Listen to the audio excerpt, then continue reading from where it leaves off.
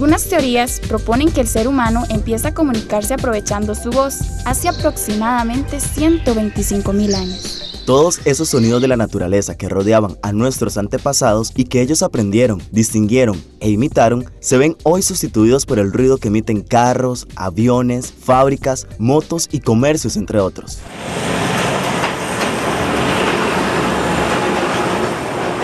Pero a diferencia de los sonidos de la naturaleza, ¿sabías que estos ruidos pueden causar estrés, falta de comunicación y hasta sordera? La violencia sónica es quizá un tipo de agresión del que pocas veces nos damos cuenta y del que nadie está exento.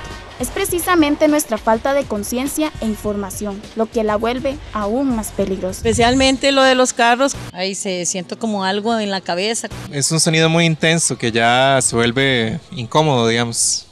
Va contra el confort, digamos, de las personas.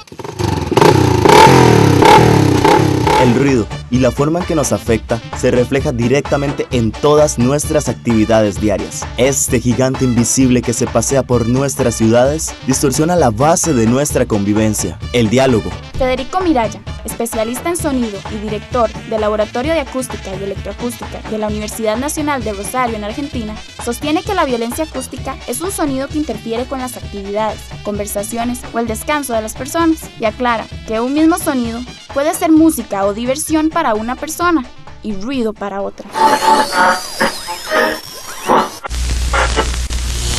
Me he encontrado con bandas de metal, por ejemplo, que el metal es un género que es bien bullero, pero que tú la escuchas y realmente se siente agradable, ¿me entiendes? Y otras que de repente no son metal y que son más soft y sientes cierta clase de estas punzadas en el oído. Hay ruidos que para unos nos va a ser agradable y para otros obviamente va a ser desagradable, porque en realidad patológicamente un ruido a decibel bajo no va a ser tan molesto como uno que sí supere al menos los 90-95 decibeles, que es lo permisible para exposición. La protección contra el ruido debe ser una prioridad mundial para preservar la salud pública. Pero la realidad es que la mayoría de los ticos carecemos de una cultura en este sentido. Solo en San José, el ruido se incrementó en un 40% en los últimos 6 años. En nuestra capital, centros educativos, de trabajo, parques y hasta hospitales se ven directamente afectados por un ruido excesivo. Especialmente que tendríamos problemas con el oído, ¿verdad? Eso sería violencia del ruido. Es una parte agresiva que el ser humano nunca ha vivido con el ruido, digamos, a grandes escalas, ¿verdad? Pero le digo, en realidad sí hay un ruido que con el tiempo llega a dañar los oídos y todo, pero es un respeto por el prójimo. Mientras el reglamento para el control de contaminación de ruido maneja 75 decibeles como el sonido máximo permitido en Costa Rica, se da la contradicción de que la ley de tránsito permite 100 decibeles.